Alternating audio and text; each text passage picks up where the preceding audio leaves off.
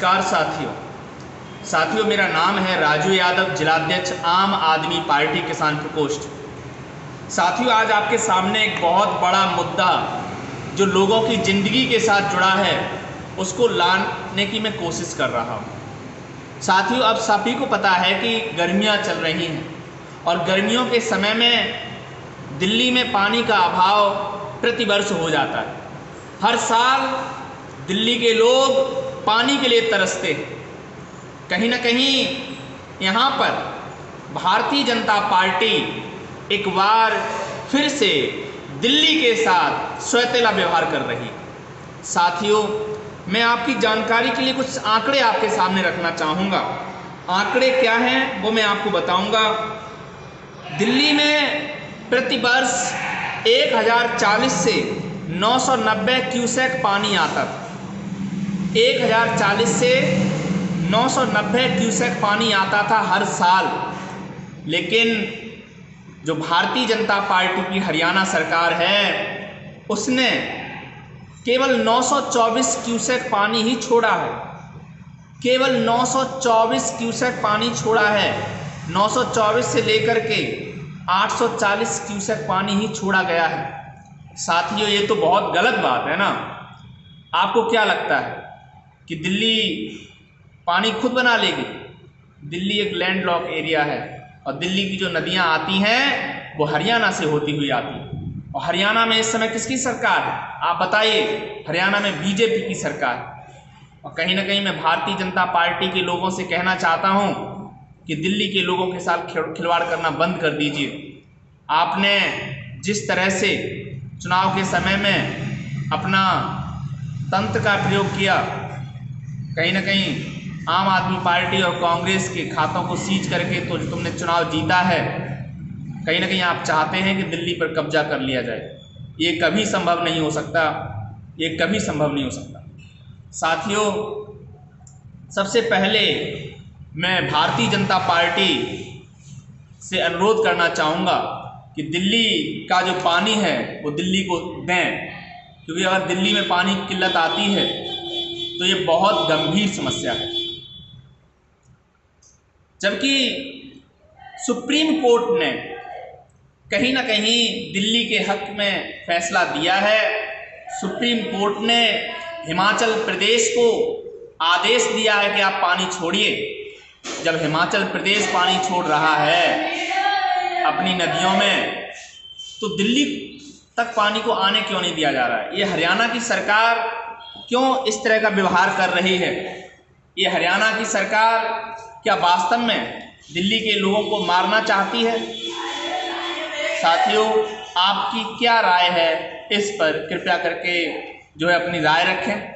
और हमारा एक चैनल है किसान नेता राजू। आप सभी मेरे साथी, आपसे अनुरोध है, आप देवतुल्य साथी हैं, कहीं ना कहीं आप हमारे चैनल की इस वीडियो को देखिए। अच्छी लगे तो शेयर करिए और हमारे चैनल को सब्सक्राइब कर लीजिए। आपका बहुत बहुत आभार। नमस्कार साथियों मेरा नाम है राजू यादव, जिलाध्यक्ष आम आदमी पार्टी किसान प्रकोष्ठ। सबसे पहले मैं भारतीय जनता पार्टी के लोगों को धन्यवाद देना चाहता हूँ। आपने चाहे ईडी का प्रयोग किया हो, सीबीआई का प्रयोग किया हो, कोई सा हथकंडा अपनाया हो, लेकिन कहीं ना कहीं 240 सीटें लेने में आप सफल हो गए। कहीं ना कहीं इस बार तुम फिर से अपना प्रधानमंत्री बना रहे हो। ये कम समय के प्रधानमंत्री बनेंगे और कहीं ना कहीं आप देख लेना 6 महीने के अंदर इंडिया ब्लॉक की सरकार बन जाएगी। कोई बात नहीं, अभी भारतीय जनता पार्टी का खुशी का समय है, तो मैं अपने दिल से गहराइयों से आपको धन्यवाद देना चाहता हूँ। साथियों, कहीं ना कहीं भारतीय जनता पार्टी में बहुत अच्छे लीडर्स भी हैं। भारतीय जनता पार्टी में शिवराज सिंह चौहान, जो मोदी जी से बहुत ज़्यादा वोटों से जीते, 8 लाख वोटों से जीते हैं, जो कहीं ना कहीं देश का प्रधानमंत्री बनने लायक चेहरा है भारतीय जनता पार्टी। दूसरा चेहरा जिनका नाम है नितिन गडकरी जी, जो हमेशा से ही देश के लिए अच्छे काम किए हैं। तो कहीं ना कहीं मोदी अपने सामने इन नेताओं को प्रधानमंत्री नहीं बनने देंगे। ये बड़ी ही दुर्भाग्यपूर्ण है। आज कौन कौन से नेता इनकी ओथ सेरेमनी में आ सकते हैं? सबसे पहले शेख हसीना जी जो बांग्लादेश से हैं, श्रीलंका की राष्ट्रपति रोनिल विक्रमसिंघे आ सकते हैं, मालदीव के मोहम्मद मोइज्जू आ सकते हैं, सेशेल्स के अहमद अकीक आ सकते हैं, नेपाल के प्रधानमंत्री पुष्प कमल आ सकते हैं, मॉरिशस के प्रधानमंत्री प्रविंद कुमार आ सकते हैं। जितने भी विदेशी मेहमान आज हमारे देश में आ रहे हैं, आप सभी को मेरी तरफ से हार्दिक बधाइयाँ। साथियों, हमें सभी को पता है कि इंडिया अलायंस की सरकार बननी थी, लेकिन कहीं ना कहीं जो चौथा स्तंभ है मीडिया, वो कहीं ना कहीं मोदी जी के सामने नतमस्तक हो गया था और उसने पहले से ही एक अफवाह फैला दी थी, अब की बार 400 पार। और अब की बार 400 पार की जो अफवाह है, उसने कहीं ना कहीं इतना बड़ा प्रभाव छोड़ा है कि आज बीजेपी अपनी सरकार एनडीए के बलबूते, एनडीए की बैसाखी के साथ बना रही है। साथियों, हमारे देश के लिए बहुत ही दुर्भाग्यपूर्ण है, क्योंकि इस बार भारतीय राजनीति में भारत देश की जनता इंडिया अलायंस को मजबूती से देखना चाहती थी, लेकिन कोई बात नहीं। साथियों, ओथ सेरेमनी में एक नेता जो कहीं ना कहीं पश्चिम बंगाल के मुख्यमंत्री हैं ममता बनर्जी, उन्होंने सीधा मना कर दिया है, वो इस ओथ सेरेमनी में नहीं आ रही। वो किसी भी तरह से इस ओथ सेरेमनी को, उन्होंने तो इस ओथ सेरेमनी को ही जो है गलत साबित किया।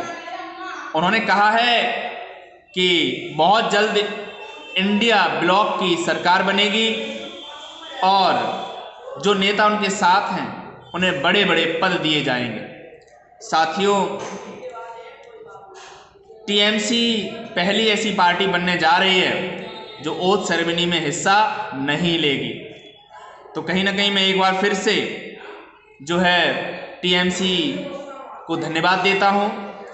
अब हमारे इंडिया अलायंस के हिस्से में क्या आएगा? भाई, आपके मन में होगा कि प्रधानमंत्री मोदी बन जाएगा, और मोदी ने पिछले 10 साल में आपने देखा किस तरह से एक बिल्कुल प्रभावी रूप से प्रधानमंत्री का पद संभाला और उन्होंने डिक्टेटरशिप लाने की कोशिश करी। डिक्टेटरशिप के मामले में एक जीत इंडिया अलायंस की भी हुई है। इंडिया अलायंस को अब अपना नेता प्रतिपक्ष मिलने जा रहा है। साथ नेता प्रतिपक्ष सार्वजनिक उपक्रमों के ईडी, सीबीआई और जो बड़े बड़े ऑर्गेनाइजेशन हैं, कहीं ना कहीं उनमें उसकी भागीदारी रहती है। ईडी, सीबीआई या जज वगैरह के जो चुनाव होते हैं, उनका जो चयन होता है, उसमें नेता प्रतिपक्ष का बहुत बड़ा रोल है। तो हमारे इंडिया अलायंस के लिए बड़ी खुशी की बात है। और ये जो नेता प्रतिपक्ष होता है, ये कोई छोटा मोटा पद नहीं होता।